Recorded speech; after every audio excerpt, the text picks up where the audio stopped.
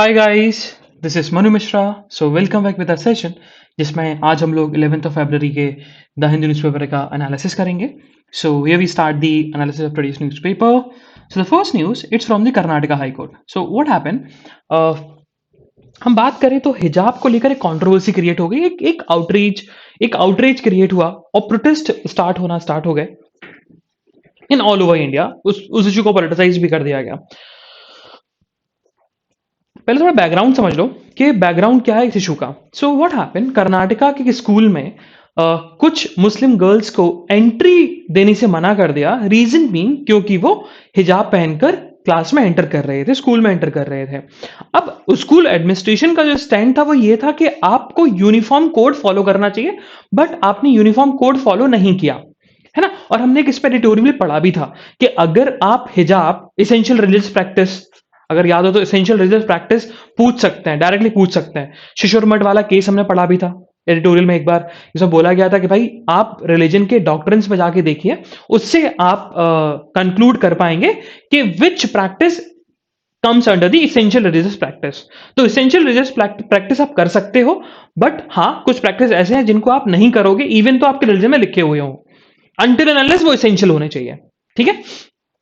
अब हुआ कि जब ये इशू गया और पिटीशन भी बहुत सारी फाइल हुई कर्नाटका हाई कोर्ट में कि भैया ये देखा जाए तो इंडियन कॉन्स्टिट्यूशन के फंडामेंटल राइट को ये ब्रीच करता है, हमारे फंडामेंटल राइट को ब्रीच करता है। तो इसी चीज को लेकर अब फंडामेंटल राइट कौन सा, आर्टिकल 25 आर्टिकल 26 दोनों, क्योंकि they talks about these two articles talks about the fundamental right freedom of religion. Okay. अब हुआ क्या, जब हाईकोर्ट के पास ये केस गया तो हाईकोर्ट ने बोला देखो हमें स्टडी के लिए टाइम चाहिए, है ना। और इसकी जो नेक्स्ट हियरिंग है, इसकी नेक्स्ट हियरिंग हम लोग 14th फरवरी को रखेंगे।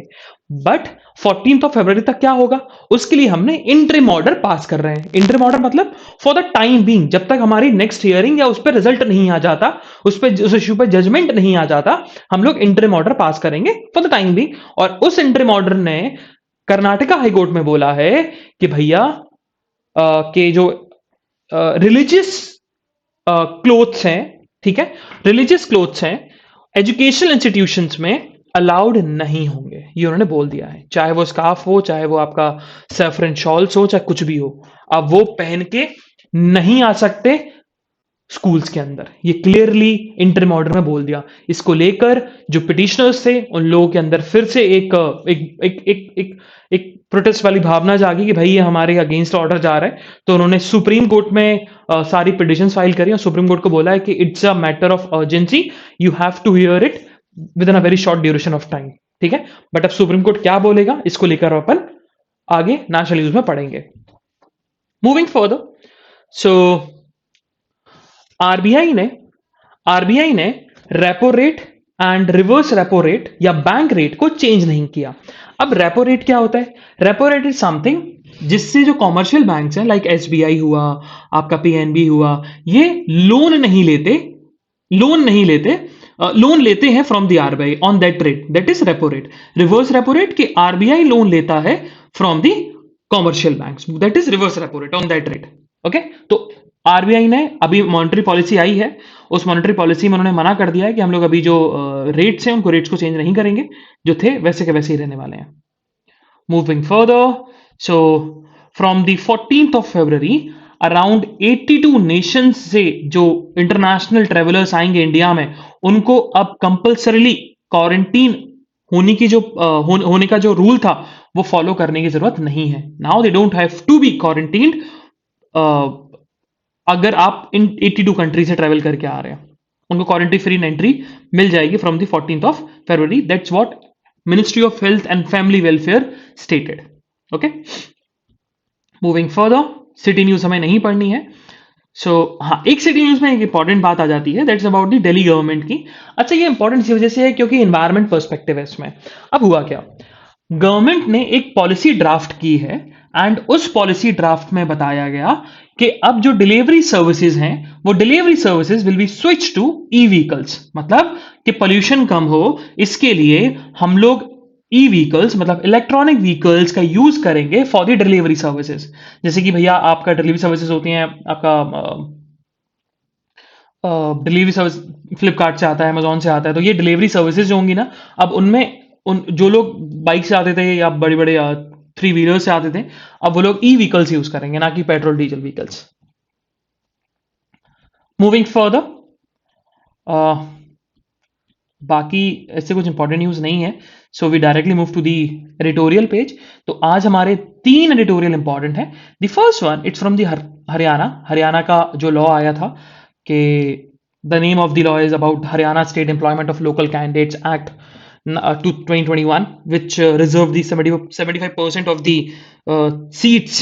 Okay, 75% of the seats for the local residents of Haryana, जिसकी जो सैलरी है 30,000 से कम है उन पोस्ट पर। वो अपन समझेंगे क्या है ये चीज है। The second one it's about the wrong signal. तो ये अपन पढ़ेंगे। तो अभी मीडिया वन वाले केस में हाई कोर्ट ने गवर्नमेंट के ऑर्डर को अपहेल्ड किया, उसको लेकर लिखा गया है, क्रिटिसाइज किया गया, ये अपन पढ़ने वाले हैं। And will take overview of the MSP scheme to transform India agriculture, ये अपन पढ़ेंगे। ठीक है, तो first will discuss our first editorial, an important word editorial that's about the local jobs laws that raise constitutional questions. अब सोचना समझना, बहुत ही इंटरेस्टिंग है और बहुत सिंपल है।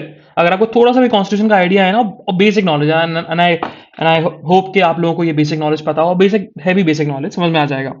देखो, ये एक्ट बोलता है कि हरियाणा के अंदर प्राइवेट सेक्टर्स की जॉब जिनकी इनकम 30,000 या उससे कम है, तो उनमें 75% ऑफ द सीट वो रिजर्व रहेंगी फॉर द लोकल कैंडिडेट्स। मतलब कि जिनके पास डोमिसाइल है हरियाणा का, वो लोग, उनको रिजर्वेशन दिया जाएगा फॉर द पोस्ट ऑफ जिसकी इनकम 30,000 पर मंथ से कम है या उतनी है, अप टू 75%। और एम्प्लॉयर्स मतलब जो एम्प्लॉय मतलब मालिक जो है, उनको पूरा रजिस्टर मेंटेन करना पड़ेगा, पूरा डेटा मेंटेन करना पड़ेगा कि उनके पास कितने कितने एम्प्लॉयज हैं, और ये सब डेटा गवर्नमेंट के पास जाएगा। ठीक है, अब देखा जाए तो हाँ, गवर्नमेंट को इसमें इस एक्ट के अंदर पावर मिल रखी है कि ये कुछ नए स्टार्टअप्स हो गए, ये आपका कुछ information technology enable services companies हो गई, या शॉर्ट टर्म एम्प्लॉयमेंट हो गया, फार्म लेबरर हो गया, डोमेस्टिक वर्क हो गया, promotion and transfer with in state हो गया,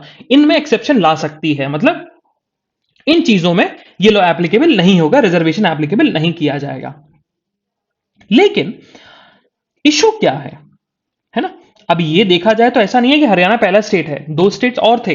आंध्र प्रदेश ऑलरेडी ये लॉ लेके आ चुका है, बिल लेके आया था, लॉ लेके नहीं आया, बिल लेके आया था। झारखंड भी बिल लेके आया, बट आंध्र प्रदेश के इस लेजिस्लेशन को चैलेंज किया गया था आंध्र प्रदेश हाई कोर्ट में, है ना? और बहुत सारे क्वेश्चन रेज किए गए थे हाई कोर्ट्स में कि भैया ये तो कॉन्स्टिट्यूशनल के अगेंस्ट जा रहा है, इंडियन कॉन्स्टिट्यूशन के अगेंस्ट जा रहा है, कैसे? तो 3 क्वेश्चन रेज हुए। पहला क्वेश्चन जो रेज हुआ वो था article 19 clause 1 sub clause G of the Indian constitution, है ना?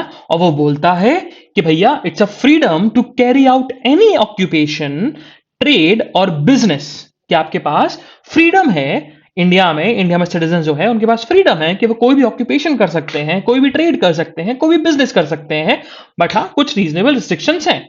अब रीजनेबल रिस्ट्रिक्शन मतलब कि आप ऐसा नहीं करोगे जिससे जनरल पब्लिक के इंटरेस्ट हार्म हो, है ना? कोई ऐसा प्रोफेशन नहीं करोगे, कोई ऐसा टेक्निकल क्वालिफिकेशन यूज नहीं कर सकते कि भैया कि आपका उस सेक्टर में मोनोपोली क्रिएट हो जाए, ऐसा नहीं कर सकते आप, है ना? और ये एक्ट क्या बोल रहा है? दिस एक्ट सेज कि भैया कि आपको प्राइवेट बिजनेस के अंदर 70% ऑफ द सीट जो है वो आपको रिजर्व करके रखनी पड़ेंगी for the locals. Now this act will breach the right to carry out any occupation, will breach the right to occupy any trade, this will breach the right to do any business। मतलब it ultimately, this act is ultimately breaching what? Article 19 clause 1 sub clause G, that is fundamental right। Even 2002 में case हुआ था TMA पाई foundation case, और उसमें बोला गया था कि इंडिया में जितने भी प्राइवेट एजुकेशन इंस्टीट्यूशंस हैं उनके पास ऑटोनॉमी है कि वो अपने एडमिनिस्ट्रेशन को, अपने मैनेजमेंट को जैसे चलाना चाहे वैसे चला सकते हैं। 2005 में एक और केस हुआ था पीएम इनामदार केस, एंड उसमें बोला गया था कि आप एजुकेशन इंस्टीट्यूशन में रिजर्वेशन लेके नहीं आ सकते अनटिल एंड अनलेस अगर आप फाइनेंशियल एड प्रोवाइड कर रहे हो। कौन फाइनेंशियल एड प्रोवाइड कर रहा है? इस गवर्नमेंट, स्टेट, सेंट्रल गवर्नमेंट या स्टेट गवर्नमेंट। तब तक आप उसमें रिजर्वेशन लेके नहीं आओगे किसी प्राइवेट इंस्टीट्यूशन में। हाँ, आप कोई प्राइवेट इंस्टीट्यूशन है उसमें आप ये नहीं बोल सकते इसमें 70%, इसमें 20% सीट रिजर्व रहेंगी, नहीं। हाँ, अगर आप उसमें फाइनेंशियल एड प्रोवाइड कर रहे हो तो आप बोल सकते हो कि हाँ भैया रिजर्वेशन रखो। लेकिन अगर that institution, that private institution is not receiving any financial aid from state, if I am saying state, it means state definition of article 12, तो फिर वो आपका रिजर्वेशन आप मैंडेट नहीं कर सकते। ये चीज बताई गई। तो फिर ऑथर का यही कहना है कि इवन दो जब एजुकेशन इंस्टीट्यूशन में ये सारी चीज ऑटोनॉमी मिल रखी है प्राइवेट कंपनीज को, तो फिर आप कैसे जॉब्स में आप 75% सीट रिजर्व करके रख सकते हो, है ना। फिर सेकंड जो ऑब्जेक्शन ऑथर ने रेज किया वो ये था कि आपने रिजर्वेशन किस बेस पे दिया, डोमिसाइल के बेस पे दिया, और डोमिसाइल मतलब रेसिडेंस के बेस पे दिया आपने। अब इसके ड्रॉबैक्स क्या हैं, क्योंकि आर्टिकल 16 बोलता है कि we will provide for equality of opportunity for all citizen in public employment, है ना। अब हाँ, और बोला इसमें यह भी बोला गया कि भैया आपका डिस्क्रिमिनेशन नहीं किया जाएगा on the basis of caste, sex, religion, बहुत सारी चीजें। उसके साथ साथ दो वर्ड्स और इंक्लूड किए गए, that is place of birth and residence.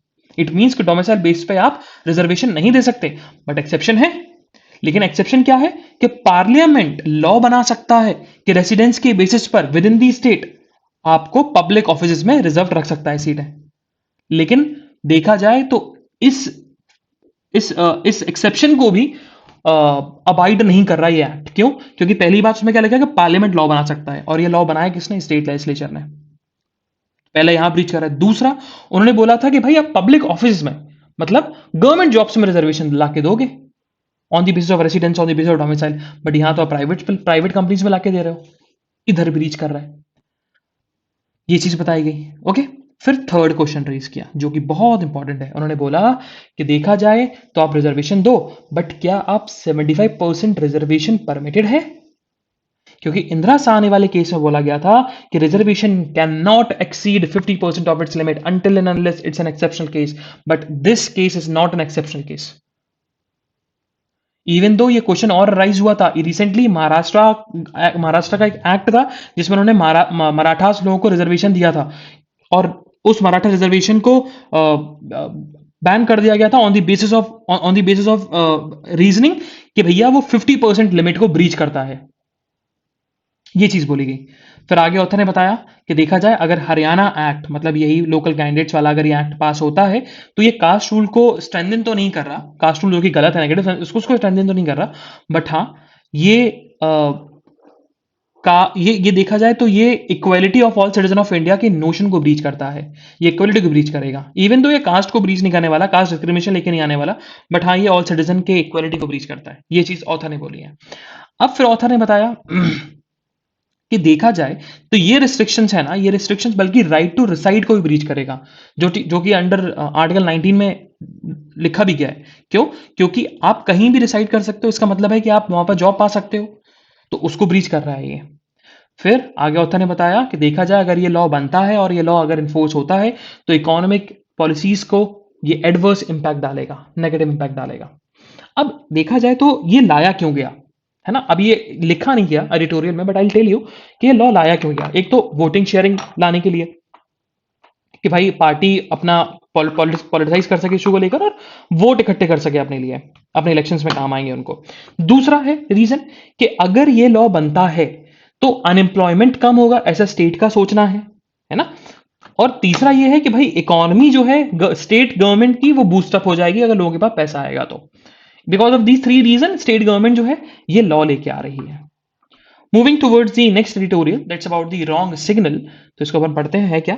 तो रिसेंटली हुआ क्या, अभी केरला हाईकोर्ट का जजमेंट आया और जजमेंट में उन्होंने गवर्नमेंट का जो ऑर्डर था जिसमें उन्होंने ब्रॉडकास्टिंग परमिशन को रिवोक कर दिया था एक मलयालम न्यूज चैनल को, मीडिया वन, उसको ऑथर ने बताया कि वो रॉन्ग है और केरला हाईकोर्ट ने उस चीज को अपहोल्ड किया।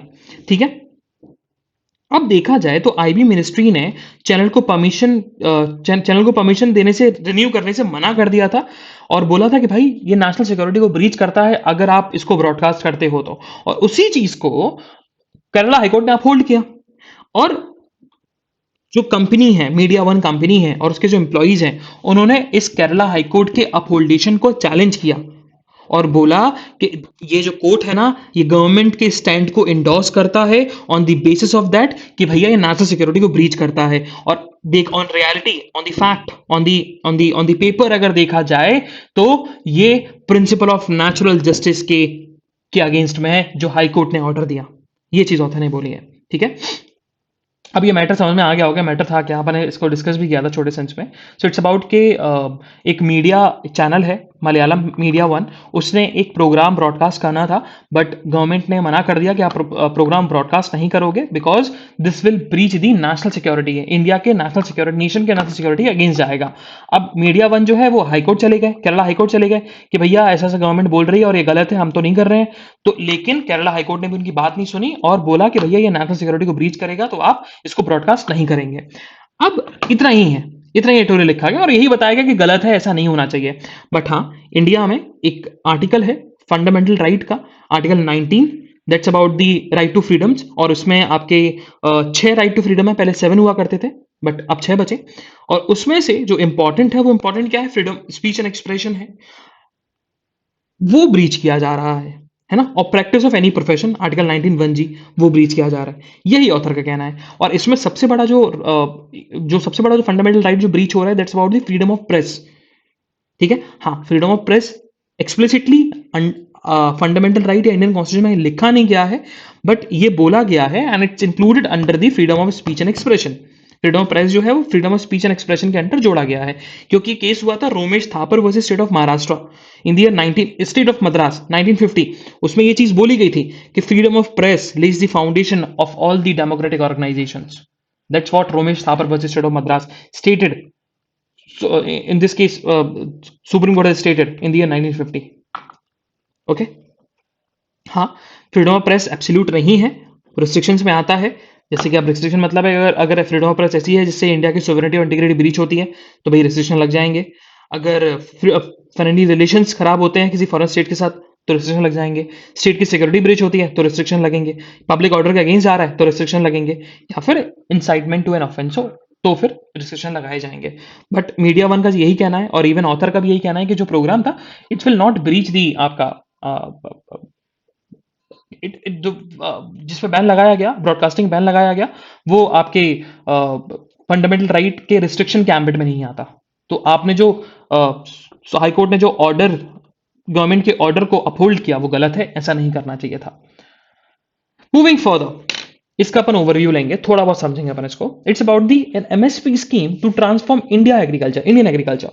सबसे पहले अपन समझो एमएसपी होता क्या है। तो इट्स अ मिनिमम प्राइस, ठीक है। मिनिमम प्राइस जो एक क्रॉप पे दिया जाता है बाय द गवर्नमेंट, जिससे फार्मर्स को रेम्यूनरेशन मिले और उनको एक जो डिजर्विंग सपोर्ट है वो प्रोवाइड किया जा सके, है ना। एंड ये जो पेमेंट है, ये जो प्राइस है एमएसपी, ये गवर्नमेंट एजेंसी देती है जब गवर्नमेंट एजेंसी बोल देती है अगर आप स्पेसिफिक टाइप ऑफ क्रॉप उगाते हो, अगर आप प्रोक्योर करते हो, और हर क्रॉप का अलग अलग एमएसपी है।